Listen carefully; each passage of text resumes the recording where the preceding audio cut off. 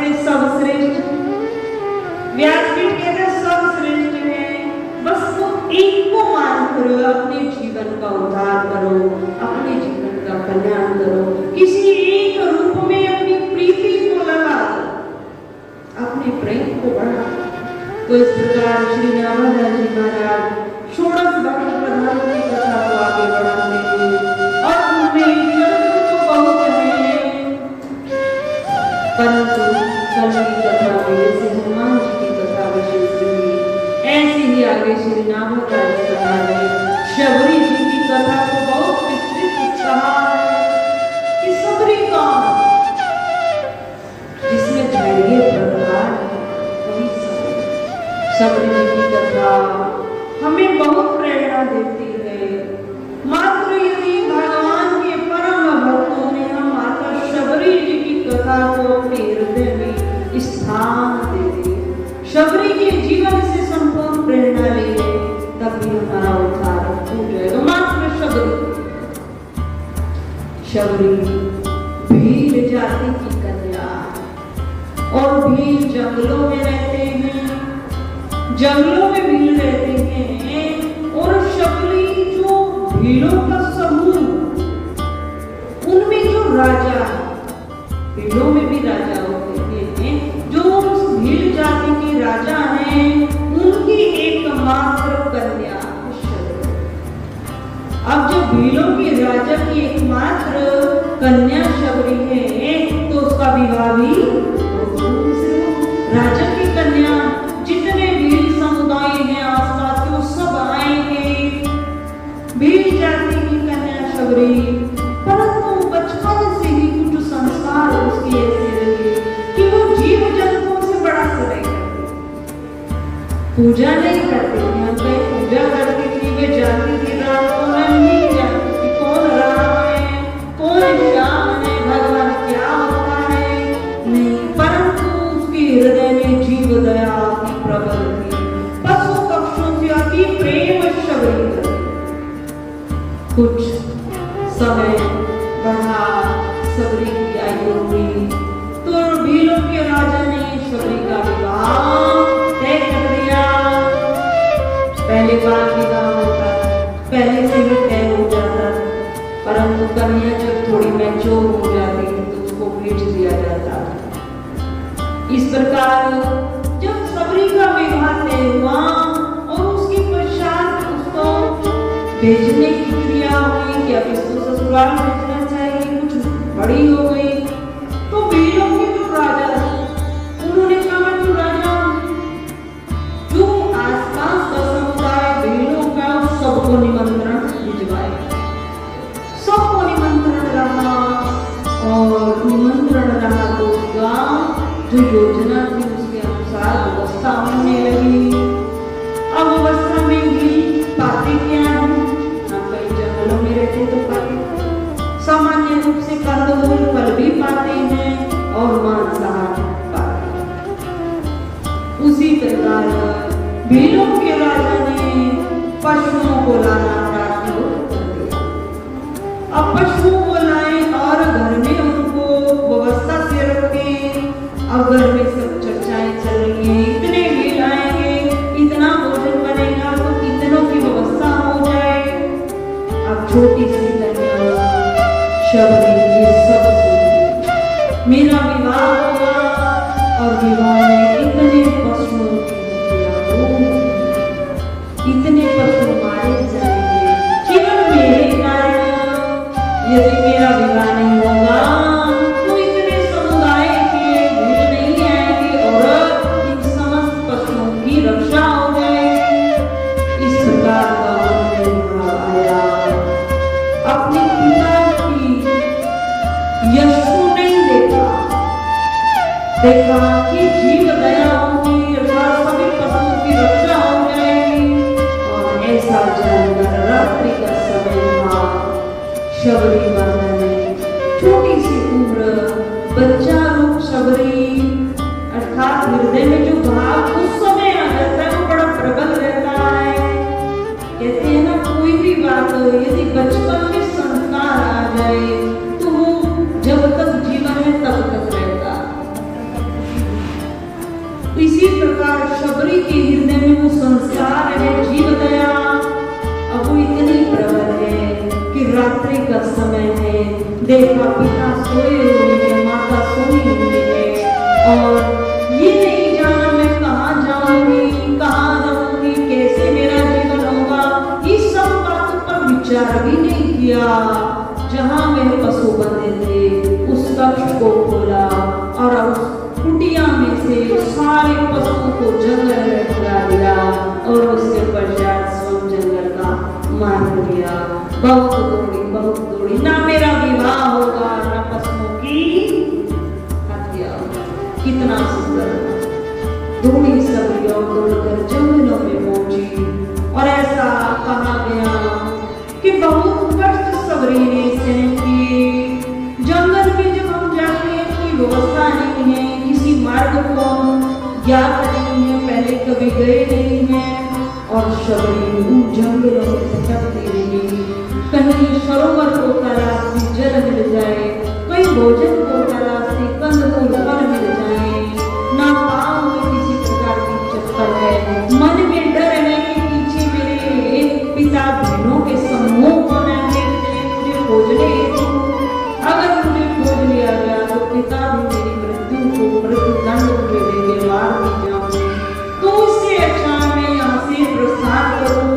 दौड़ती गई सबरी, दौड़ती गई, बहुत कष्टों को सहा, पाँव से खून बहता रहा, सबरी के रुधिर बह रहा है, कंदमूल फल का आहार मिल जाता तो खा लेती, परंतु बार-बार जो बात महत्वपूर्ण होती है वो बार-बार सपना में दिया। जागो राखी सैया, मार सके न कोई। जो किसी का विधान पहले से बना है उसको कोई टाल नहीं सकता। जो भगवान की आश्रय पर, भगवान के विश्वास पर सब कुछ त्याग देता है, उसकी पग पग पर रक्षा कौन करता है? भगवान करता। शबरी जंगल में आई, बहुत समय व्यतीत हो गया। अब सबरी ने जंगलों में रहते हुए जंगलों में खोजती कुछ स्थान मिल जाए तो जंगलों में पाया एक आश्रम है। आश्रम था कुटिया, कोई महल नहीं बने, कुटिया, पर उसकी व्यवस्था ऐसी बनी है कि मानो यहाँ कोई निवास करता है, कोई रहता है, कोई हृदय में बड़ा सुख पाया। इस घनघोर जंगल में कोई रहता। जैसे ही शबरी माता उन्हीं पर समीप पर बैठकर देखने लगी यहाँ कौन रहता। देखा शबरी के ऋषि गण रहते हैं और उनकी सब क्रियाओं को देखा।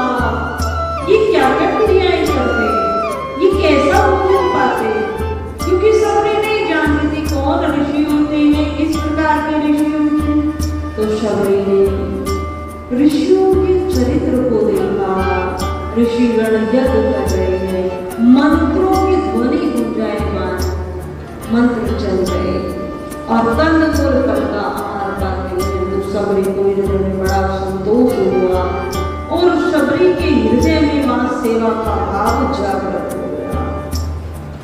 ऐसा आप सबने भी कई बार सुना होगा कि जब हम किसी पुण्य कार्य को देखते हैं, जब किसी शुभ कार्य को हम देखते हैं तो उसके देखने मात्र से भी हमारे दोष, हमारे पाप नष्ट हो जाते हैं। और यदि हमारे हृदय में थोड़ी कुछ मात्र भी पवित्रता है तो वहाँ धर्म कर्म करने का हमारा विभाव जागृत। भले ही हम अपनी योग्यता अनुसार करें, कहीं भंडारा चल रहा है, अन्न क्षेत्र चल रहा है, तो भाव रहेगा किसी ने हमें वहाँ आमंत्रित किया, प्रसाद पाइए, तो जो सामान्य जन होंगे वो तो प्रसाद पाएंगे और पाकर वहां से प्रस्थान करेंगे। पर जो शुद्ध सात्विक मनुष्य होगा वो क्या करेगा? वो जो अन्न पाएगा ना उससे कहीं अधिक वहां पर सेवा देगा, अर्थात कोई तन की सेवा में लग जाएगा। धन नहीं है तो वहां सेवा प्रारंभ कर देगा, कुछ भी उसको सेवा मिलेगी वहां वो सेवा करेगा। या अगर धन है तो धन से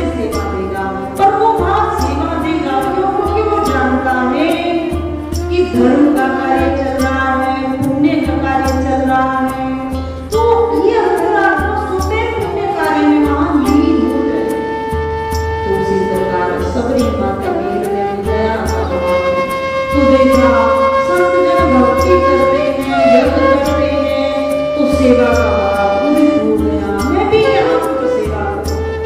सबरी को ये नहीं ज्ञात है मैं यहाँ से कुछ ले जाऊं या यहाँ से मुझे कुछ लाभ होगा। अब सबरी ने क्या किया, मन में एक भाव अवश्य है कि मैं भील जाति की कन्या हूं, वेलों की कन्या हूं, और ये ऋषिगण इतने पवित्र रहते हैं और यज्ञ करते हैं। अगर मैं सामने से जाकर सेवा कर रही हूँ तो शायद मेरी सेवा स्वीकार न हो। इस प्रकार का भाव लेकर भाग रहा कि जो मुझे कोई देख ना पाए। आजकल का मनुष्य वैसे विपरीत हो, आजकल का मनुष्य है तो कहीं पर कुछ दान देता है तो सबसे पहले कहता है मुझे रसीद दे दीजिए, या कहीं पर किसी संस्था में कुछ बनवा देता है तो कहता है इसका मेरे नाम पर पता लगा दीजिए, इसका मेरा नाम फिक्स कर दीजिए, मैंने दिया। कहीं तो उससे बिल्कुल विपरीत हो। तो इस प्रकार शबरी ने अपने हृदय में विचार किया और रात्रि के समय संत जन हवन करते तो दिन में तो सबरी जंगल में जाती, लकड़ियों को बीन कर लाती, अच्छी अच्छी सुंदर लकड़ियों को लेकर आती, छोटे के पीस बनाती और पीस बनाकर रख देती। सुबह जब ब्रह्म मुहूर्त का समय होता उससे पहले जब अंधेरा रहता तो ऋषियों के आश्रम में जाती और उस लकड़ी के वहां इकट्ठे लकड़ी को रखकर आती, यज्ञ के कुंड के पास रखकर आती और ये क्रिया बहुत समय से चलती रही। पर किसी भी संत ने याद नहीं हुआ कि कौन आता है और कौन कैसे आता है। एक दिन उस आश्रम में जो सबसे बड़े संत थे वो मतंग ऋषि थे। मतंग ऋषि के हृदय में भाव जगा कि ये कौन सेवा करता। हम सब ब्रह्म सरोवर से स्नान करके आते हैं तो हमें यहाँ सब लकड़ी दिखाई देती है और सफाई दिखाई देती है, सब स्वच्छ मार्ग है। तब मतंग ऋषि ने अपने शिष्यों से पूछा, शिष्यों ने कहा नहीं गुरुजी हम इस सेवा को नहीं करते। तब विचार किया कि कौन यहाँ पर आता है जो इस सेवा को करता है, और विचार कर रात्रि का समय था और अपनी कुटिया में इस प्रकार की व्यवस्था की कि देखता तो स्वयं हम देखेंगे कि कौन यहाँ पर आया। इस प्रकार ब्रह्म मुहूर्त से पहले सबरी लकड़ियों को लेकर आई, इकट्ठा कर लकड़ियों को एक कपड़े में बांधा, पोटली बनाकर लेकर आई, बहुत सारी सुंदर लकड़ियां और वहां पर रखा और सफाई कार्य प्रारंभ किया। और मतंग ऋषि देख रहे, जब तक शबरी ने अपनी सेवा को पूर्ण किया तब तक देखते रहे। उसके पश्चात जैसे ही शबरी आश्रम से बाहर आई जाने लगी तब मतंग ऋषि ने पीछे से आवाज लगाई, कौन हो तुम, कहां से आई हो, इस घनघोर जंगल में तुम आई कैसे हो, तुम कौन हो, आखिर स्त्री शरीर। जैसे ही आवाज लगाया तो सबरी कांपने लगी। हृदय पवित्र है, आज मैं पकड़ी गई हूँ और आज हो सकता है मेरे जीवन का अंतिम दिन है। क्यों? क्योंकि ऋषि मुझे श्राप को देंगे, मैं भील जाती की हूँ, भील कन्या हूँ। तब इस प्रकार का भाव सबरी के हृदय में आया, जर्जर आंखों से आंसू बहने लगे। शबरी ने ऋषि की आवाज को सुना तो जवाब दिया, पीछे मुड़कर देखा ऋषिगण है, तो जहां पर शबरी खड़ी थी वहीं से दंडवत प्रणाम किया और प्रणाम कर कहा कि कहां से तुम आई हो, तो अपनी विस्तार पूर्वक कथा को कहा मैं कौन। जैसे ही मतंग ऋषि को ये ज्ञात हुआ भील जाति की कन्या और जीव गया, मेरा विवाह होगा, इतने पशु मारे जाएंगे, इससे अच्छा है एक छोटी सी कन्या के, इससे अच्छा मेरा विवाह ही नहीं हो, विवाह नहीं होगा तो पशुओं की रक्षा होगी। इस कारण गृह त्याग हुआ, अब मैं पुनः घर नहीं जा सकते। जैसे ये ऋषि ने सुना, मतंग ऋषि ने सुना, हृदय पवित्र ऋषियों का विनम्र भाव से हृदय से आंसू बहने लगे और विनम्र भाव से कहा, शबरी, जिस प्रकार का यहाँ प्रसंग आया उसी हिसाब से श्री मतंग ऋषि ने नाभादास जी महाराज कह रहे हैं कहा कि सबरी कई गुणा ब्राह्मणता अर्थात कई कोटि ब्राह्मणता को छावन है तुम्हारी भक्ति पर, कई कोटि ब्राह्मणता अर्थात ये जाति भेद नष्ट है, क्योंकि तुम्हारी अंतरात्मा इतनी पवित्र है जिसको भक्ति ज्ञात नहीं, राम कौन होता है, श्री कृष्ण कौन है, मैं मुझे कहाँ रहना है, जिसमें जीव दया इतनी प्रबल है, तुम्हारे व्यवहार का कई कोटि ब्राह्मणता नौछावर है सबरी। और सबरी को कहा, सबरी आज से तुम इसी प्रणकुटी, इसी आश्रम में प्रणकुटी बनाकर रहोगे। मेरा शरीर वृद्ध हो चुका है और मैं अब राम लोक को जा रहा हूँ, मैं अपने ईश्वर लोक को जा रहा हूँ। और शबरी तुम इसी आश्रम में प्रणकुटी बनाकर रहो। और शबरी आज मैं तुम्हें अपनी आत्माओं से वरदान दे रहा हूँ जो अपने किसी शिष्य को भी नहीं दिया। कह दिया शबरी, ये संसार जिसकी राह देखता है, ये संसार जिसको भजता है, ये संसार जिसको पुकारता है, वही राम तुम्हें पुकारते हुए सबरी कहाँ मिलेगी, सबरी की कुटिया कहाँ पर है, खोजते खोजते यहीं पर आएंगे, तुम्हें राम मिलेंगे। जैसा हृदय में शबरी जी के भाव पहुंच गया, राम मिलेंगे, राम आएंगे। और मतंग ऋषि ने वहां नाभादास जी महाराज ने कहा कि श्री शबरी जी को श्री सीताराम जी नामक मंत्र भी दिया कि तुम्हें बस अपने जीवन काल में श्री सीताराम जी, श्री सीताराम जी, श्री सीताराम जी, सीताराम जपना। इसी आश्रम में प्रणकुटी बनाकर रहो सबरी। जैसे ही सबरी के हृदय में भाव आया, राम आएंगे, राम आएंगे, अपने गुरु जी से कुछ भी नहीं पूछा, बस राम आएंगे, बस इस कुटिया में जहाँ मैं रहूंगी यहीं राम आएंगे, इसी को अपना मूल उद्देश्य बना लिया, राम आएंगे। अब गुरु जी ने तो अपने शरीर का त्याग कर ब्रह्म लोक अर्थात भगवान के लोक को प्राप्त किया, सबरी वहीं रहती और राम आएंगे। इस आशा में जिस समय सबरी का गृह त्याग रहा तब बाल्यावस्था 12 वर्ष की लगभग अवस्था रही और उसके पश्चात गुरु का आश्रय मिला, उस समय भी यही अवस्था सबरी की रही। अब उस अवस्था से और सबरी की मानो बहुत वृद्धावस्था, चौथी अवस्था से भी सबसे नीचे की अवस्था आ गई। पर मन में भावे राम आएंगे, राम आएंगे। गुरु ने कहा है जा सबरी तेरी कुटिया में राम आएंगे। ये भाव लेकर नित्य प्रतिज्ञा करती सबरी, जो मार्ग पड़ता, जिससे यात्रीगण आते, जिससे आना जाना रहता, उस मार्ग को साफ रखती, उस मार्ग को रोज उसमें झाड़ू लगाती, पवित्र बनाकर रखती और बेर आसपास जो पौधे थे वो बेरों के अधिक थे तो उस वहां से बेर लाती। और सबरी इतनी पवित्र है, इतनी अंतःकरण से भोली है, वो नहीं जानती कि बेर झूठे हो जाएंगे। सबरी बेरों को तोड़ती और तोड़कर वहीं पर चख लेती। तभी हमने कल भी ये बात कहा था, हम जैसे भाव से भगवान को भजते हैं, भगवान भी उसी भाव से हमें मिल जाते हैं, उसी भाव से मिल जाते हैं। तो सबरी को ये नहीं ज्ञात है कि ये झूठे हो जाएंगे।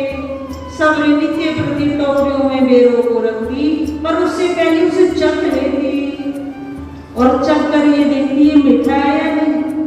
अगर मीठा है तो अपनी जो लेकर जाती पात्र उसमें रख लेती और जो यदि वह कड़वा खट्टा है तो वहीं पर उसको हटा देती। तो इस प्रकार नित्य प्रति बेरों सेवा करती और मार्ग को साफ रखती। ना जाने कब राम जी आएंगे, इसी मार्ग से आएंगे, यही फल पाएंगे। नित्य प्रति सेवा करती और उस मंत्र को जपती रहती जो गुरु ने दिया है, श्री सीताराम की श्री सीताराम। इस प्रकार सबरी की चौथी अवस्था आ गई।